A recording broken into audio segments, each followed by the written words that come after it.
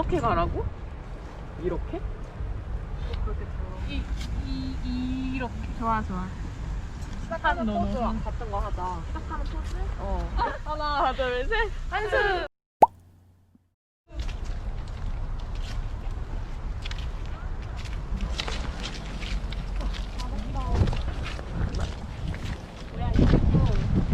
이거 그거잖아. 지영 언니가 그때 나에게 찾아온 인연? 나에게 다가온 인연? 빨리 버려.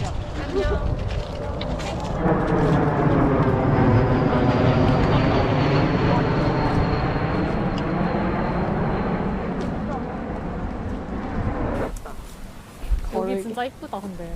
그니까. 정말 예뻐요. 찍어도 돼요.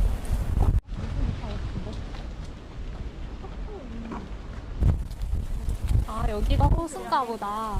헐. 눈부셔. 여기가 호수인가 봐. 아니면 얘를 끊지 말고 계속 이거 약간이라서 착륙해본 적이 없어. 그래서 고성상가를 들으면 안 돼요. 여기인 것 같은데? 1번이요.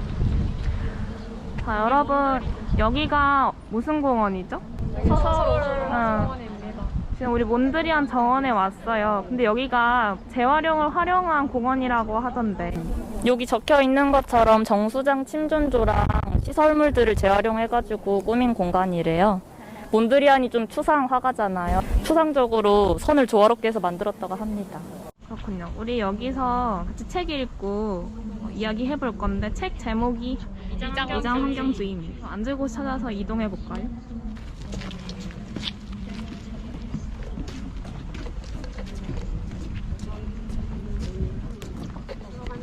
오늘의 책은 위장 환경주의입니다.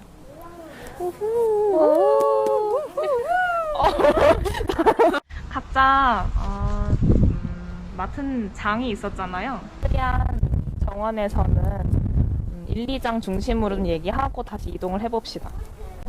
일단 이 책을 어떻게 다들 읽었는지 좀 궁금해요. 제가 읽은 파트는 고기와 피 파트였는데 이건 제 파트는 고기 육식의 측면만 본 게 아니고 그 육식으로 인해 희생되는 인간?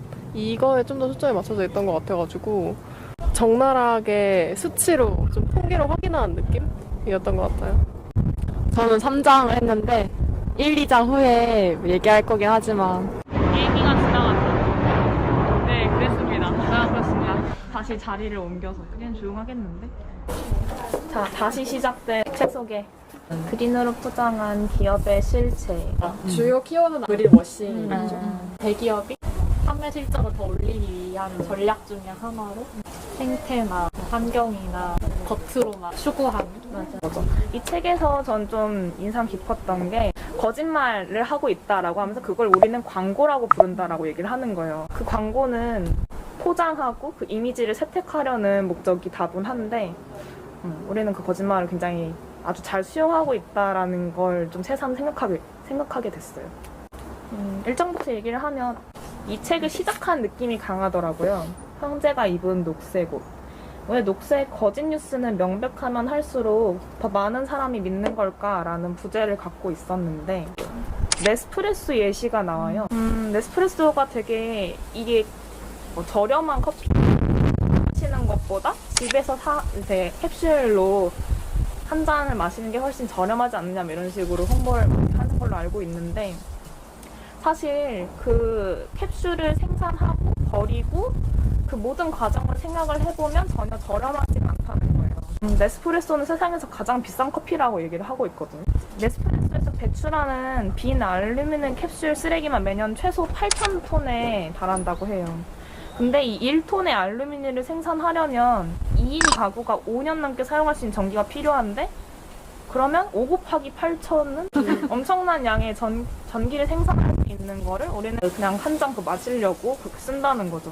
네스프레소 막 백화점에서 하나씩 있잖아요. 그 입점에 있잖아요. 네스프레소 머신 한번 보러 갔었는데 그래서 이런 식으로 저한테 얘기를 하는 거예요. 캡슐을 모아가지고 수거해 간다. 이거 재활용 다 되는 거고 문제 없다. 이런 식으로 저한테 설명을 했었던 게 기억나요. 근데 이 책에서도 지적했듯이 사실 네스프레소가 소비자, 개인한테 책임을 돌리고 있는 거잖아요. 이 분리수거를 해야 한다는 전제 하에 재활용을 하겠다는 거고, 분리수거가 얼마나 됐는지 수치로도 나오지 않고, 한 번도 통계로 잡히지 않았고, 그리고 재활용을 얼마나 했는지 그 누구도 모르는. 결국 재활용을 하고 있는가?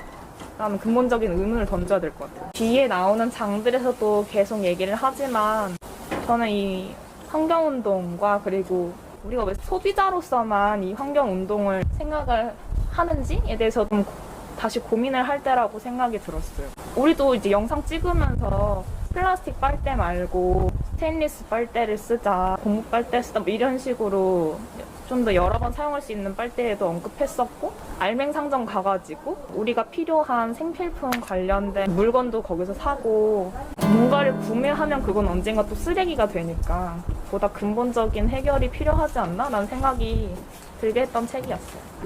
2장 제가 읽었는데 2장은 석유 유출 관련된 얘기예요. 제목이 지속 가능이란 대재난이고 BP는 역사상 가장 끔찍했던 석유 유출을 어떻게 바다에 숨겼을까라는 부제를 가지고 있는데 혹시 BP라는 기업 들어보셨어요? 세계 2위의 석유 기업이래요. 이 BP의 실체를 이제 좀 파헤치는 내용이었는데 우리나라에도 기름 유출 사고가 있었지만 해외에서도 되게 기름 유출 사고 많거든요. 특히 요 2장에서 말하는 유출 사고는 이제 2010년 4월경에 발생한 건데 이제 미국 어느 해변가에서 기름 유출 사고가 일어나서 그게 막 멕시코 만으로 이렇게 다 퍼져갔다. 해안도 크고 석유 유출량도 굉장히 많아가지고 피해가 굉장히 컸었는데 요 사건을 부르는 명칭이 디버터 호라이즌이라고 부르더라고요. 디버터 호라이즌이 이제 석유 채굴하는 시추선?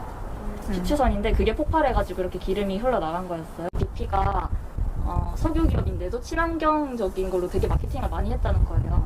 초반에 다른 기업들이 다 안 할 때 90년대 말부터 막 우리는 친환경적이고 재생에너지로 다 전환을 할 거고 막 그렇게 열심히 광고를 한 것. 근데 아무래도 그건 그냥 겉보기에 그렇게 한 거고 일단 석유와 관련된 산업이 제일 크니까 그쪽에 주력을 하고 있다가 2005년부터 뭔가 조금 스멀스멀 안 좋은 것들이 나타나기 시작했는데 막 폭발하고 막 기름 유출 조금씩 일어나고 근데 그거는 그냥 좀 작은 것들이었으니까 별로 눈에 안 띄었는데 이제 2010년에 디버터 호라이즌이 폭발하면서 좀 문제가 커진 거예요. 근데 이제 이 유출이 막 이렇게 대량으로 일어나고 이걸 또 수습을 해야 되는데 보통 막 이렇게 기름을 건져내고 그러잖아요. 근데 요 BP에서는 유출량이 너무 많으니까 이거를 손쓸 수가 없어서 어떤 화학 물질을 투입을 해가지고 그냥 희석시키는 거예요. 그 독성이 든 거고 아직 그 안정성이 검증되지 않은 건데 일단은 그 기름들을 어떻게 해야 되니까 우리는 이제 그 전에 생태계로 다시 돌아갔다. 코렉시트. 맞아요. 코렉시트라는 독성 화학 제품이었는데 일단 1차적으로 문제는 덮은 거죠. 왜냐면 그 수면 위에는 기름이 없어 보이니까 빠른 시일 내에 거둔 것처럼 보이게 한 거예요. 막 유출된 기름 양도 더 적게 보고 하고 근데 이 코렉시트를 뿌리면 이게 잘게 분해가 돼가지고 결국 잘게 분해된 그 기름들이 바다 밑으로 가라앉는 거예요. 그래서 나중에 해안가로 덩어리 져가지고 쓸려오고 맞아. 그게 막 타르 같은 것도 타르 형성하고 그렇다고 하더라고요. 근데 이제 다 정상화되었다라고 주장을 발표를 하는 거죠. 근데 저는 좀 보고 아이러니했던 게 요 주변 현지인들도 되게 피해를 많이 봤을 거 아니에요? 생태계 문제뿐만 아니라 자기 일자리도 잃었을 거고 그쪽은 보통 해안이니까 어업 쪽으로 많이 종사를 할 거잖아요. 되게 피해를 많이 입어서 더 항의를 할 줄 알았는데 의외로 그렇지 않았다. 석유 산업에서 일자리 종사하는 분들도 그쪽에 많이 계시니까 되게 큰 사건이었음에도 그 주변 그 현지인들한테는 반대되는 목소리가 안 나왔다? 왜냐면 맞아요. 그 지역에서 어업 다음으로 많은 사람들이 종사하고 있는 산업 분야가 바로 그 석유 산업이었던 거예요. 이게 우리가 왜 환경 이슈에 관심을 가져도 뭔가 해결하기가 어렵냐? 이게 굉장히 구조적으로 시스템적으로 문제가 있기 때문인 것 같아요. 여기 1장에 보면은 거짓에 대해서 얘기를 하거든요. 공공연한 거짓말이 추구하는 목표는 진리의 무력함을 증명하는 데 있다. 대화의 위치를 바꿈으로써 갑자기 모든 것을 의문스럽게 만든다. 계속 거짓말을 일관적으로 내뱉으면 내가 믿고 있던 진실이 진짜가 맞나? 라고 의문이 드는 거죠. 그런 것을 의도하고 있다는 거예요, 거짓말은. 그렇기도 하고 이게 구조적으로 시스템적으로 자본주의라는 건 어떤 자연을 착취한 후에 생산품을 팔고 경제 성장을 이룬다라는 게 근본적으로 깔려있기 때문에 더더욱 개인이 무언가를 바꾸기에는 되게 어려운 시대에 살고 있는 것 같아요. 굉장히 심각하다는 걸 알고 거짓말이란 것도 아는데도 사실상 보면 변한 건 크게 없다는 생각을 그래서 이런 그린워싱 같은 것들이 우리의 눈과 귀를 가리고 있는 게 아닌가라는 생각이 많이 들었어요. 결국 일장 부제가 그거였잖아요. 왜 거짓말일수록 더 사람들이 믿을까? 내가 지금 편리함을 버리고 싶지 않으니까. 집에서 네스프레소 커피 한 잔 내려 마시고 싶으니까. 그러니까 알면서도 괜찮겠지라고 넘어가는 그런 안일함? 그런 게 지금 이 사태까지 이르게 하지 않았나라는 생각이 듭니다. 현장에서 더 깊이 할 수 있을 것 같아요.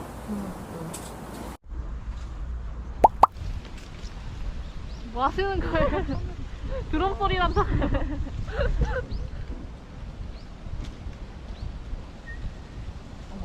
헐, 너무 이쁘다. 지금 게릴라 데이트 하고 있어요. 한 명씩. 갑자기요? 네, 받아드릴게요. 뒤에 당신의 팬이 있어요. 자, 이럴 때 항상 팬과의 만남 이런 거 악수하고 사인해주고. 이거 반복되는 거 뭐 하는 거야? 안 할 거야.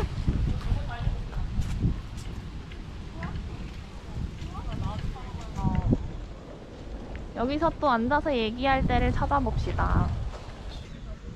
반려동물이랑 함께 할 수 있어. 근데 요즘 강아지들 가방 메고 다니잖아. 자기 똥 가방. 자기 똥은 자기가 매라. 잠깐만, 일단은 여기가 어딘지 좀 소개해주세요. 여기 열린 공원이야. 열린 마당이거든요.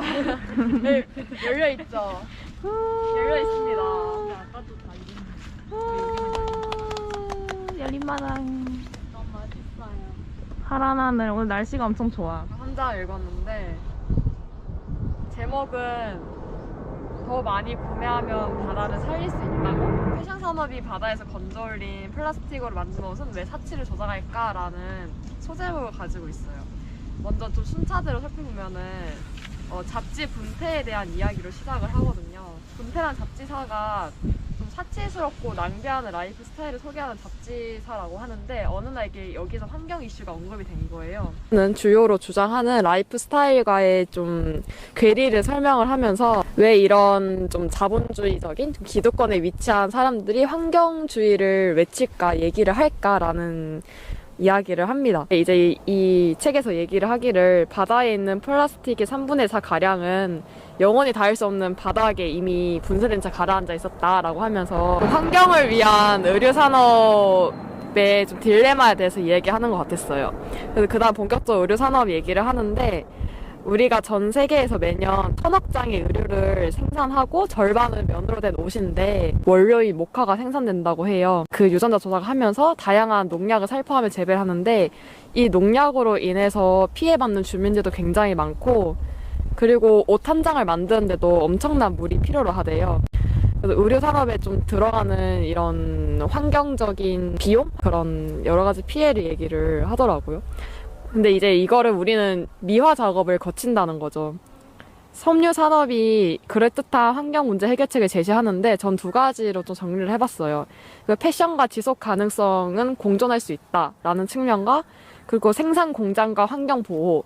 생산 공장의 문제도 해결을 하고 여기서 환경 보호까지 할 수 있다라는 식으로 마케팅을 한다는 거죠. 아디다스가 해양 환경단체와 콜라보 하는데 아디다스가 계약을 맺은 공장에서는 노동 착취가 일어나고 있다는 거죠. 노동자도 보호를 하고 환경을 위해서도 우리가 어떤 활동을 할 거다라고 하지만 여기서 생산하는 의류의 0.5%만이 그런 바다에서 건져낸 플라스틱으로 만든 게 차지할 뿐이라고 얘기를 하더라고요. 그래서 그린피스는 이에 대해서 소비 붕괴라는 얘기를 하면서 세계 시민이 입을 수 있는 양보다 훨씬 많은 옷이 있으면서 그게 결국 쓰레기로 변한다, 쓰레기가 된다는 거죠.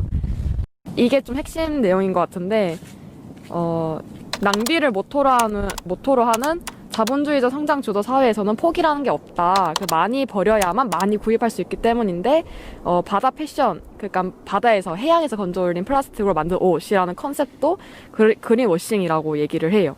이제 경제 성장과 자연 파괴를 마치 분리시킬 수 있다는 듯이 홍보를 하고 사람들은 그걸 또 믿는다는 거죠. 우리의 소비 자체는 문제가 되지 않는다는 식으로 계속 홍보를 하고 우린 그렇게 믿고 지금 살아가고 있다는 거죠.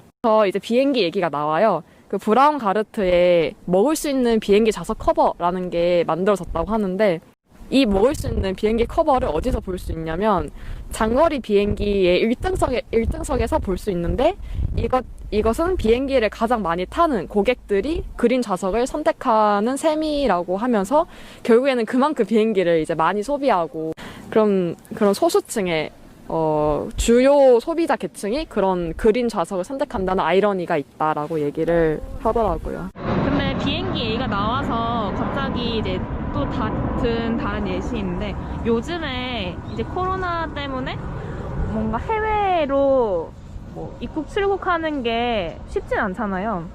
그런 상황에서 사람들이 해외여행을 못 가니까 해외여행 가는 기분이라도 내려고 알아요? 기분이라도 내려고 그냥 비행기만 타는 패키지? 그런 게 나왔대요.